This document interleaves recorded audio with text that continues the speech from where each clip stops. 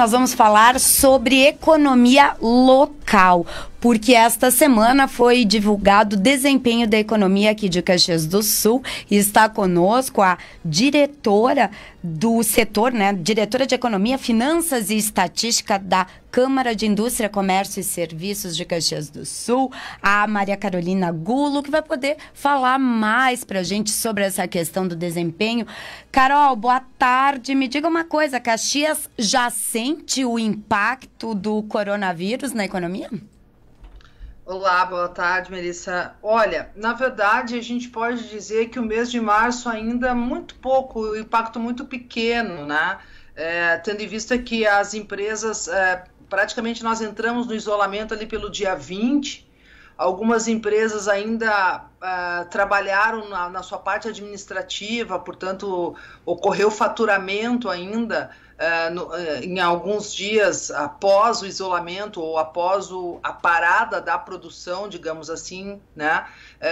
Isso nas indústrias, no comércio também da mesma forma. Então, assim, quando a gente compara o desempenho de março com fevereiro, inclusive a gente teve um aumento, uma melhora, né? Um crescimento positivo. Mas quando, obviamente, a gente compara o mês de março desse ano com o março do ano passado, aí já aparece a queda. Uma queda que, se nós tivéssemos tido um mês completo, com a continuidade das vendas que vinham acontecendo no início do mês de março, muito provavelmente nós teríamos conseguido um crescimento positivo em relação ao ano passado. Mas não foi possível, né? Então, assim, de uma forma muito objetiva, a gente sim sentiu o impacto em março, mas bem menos significativo do que vai acontecer provavelmente nos meses de abril e maio, né? Essa seria, digamos assim, a comparação. E outro detalhe, qual o setor mais atingido de acordo com a pesquisa de vocês, com os levantamentos, né, da SIC? Tem sido o comércio, mas o comércio tem apresentado esse decréscimo, essa queda nas vendas desde o início do ano. Aliás, no final do ano passado ele já demonstrou uma perda de força nas vendas. Então, ele está acumulando uma perda bem grande, né? O comércio acumula já no ano uma perda de 4%, 4,2% nos primeiros 3 meses desse ano.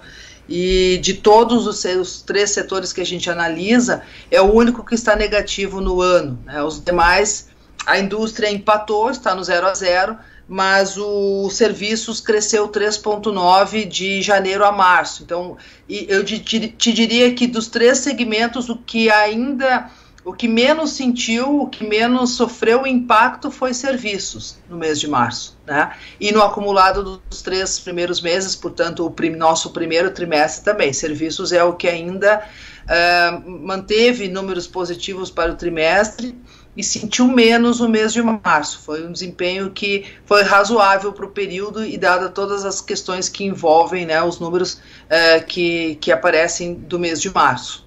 Nada se compara à crise de 2017, né? Não, é muito maior. Nem a crise de 2009, que foi, digamos assim, um ano em que nós tivemos crescimento negativo, tanto em nível municipal, estadual como federal.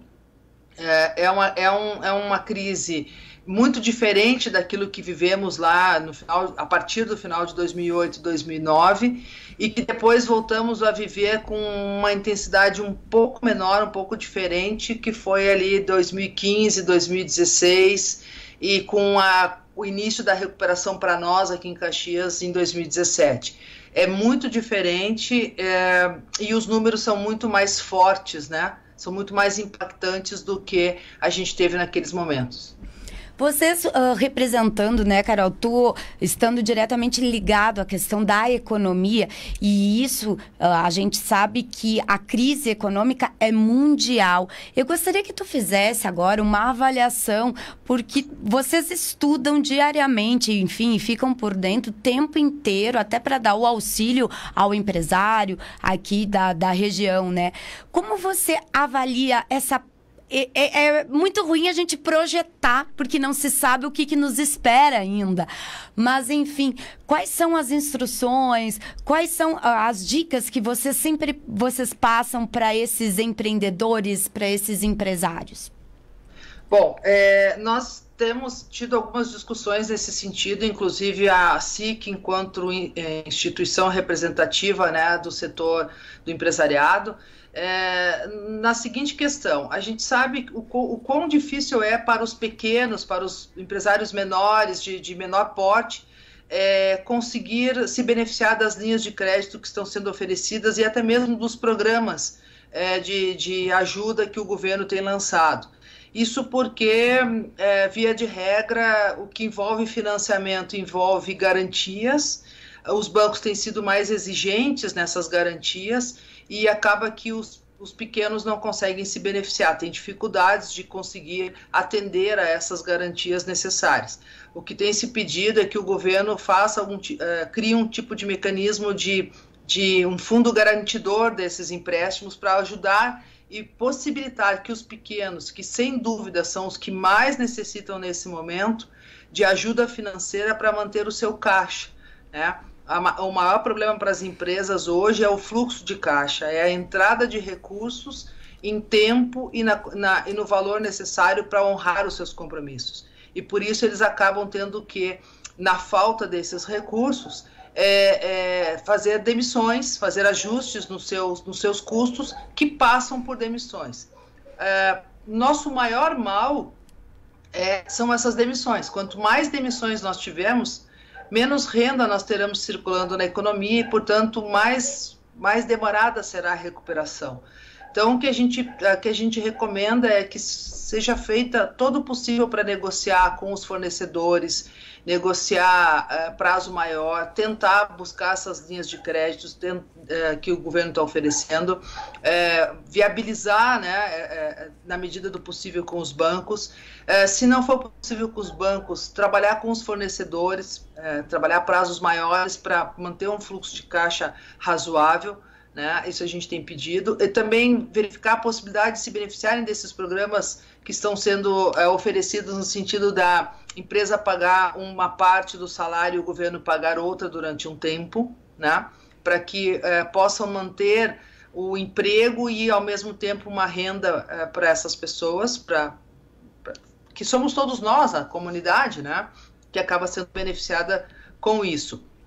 E, ao mesmo tempo, a SIC está gestionando junto ao governo, às entidades responsáveis, a melhora do acesso a esses programas, tendo em vista essas dificuldades que eu comentei, das limitações que principalmente os pequenos têm. Então, eu também daria como dica, e na verdade faria um pedido, um apelo para os que nos ouvem e nos veem, que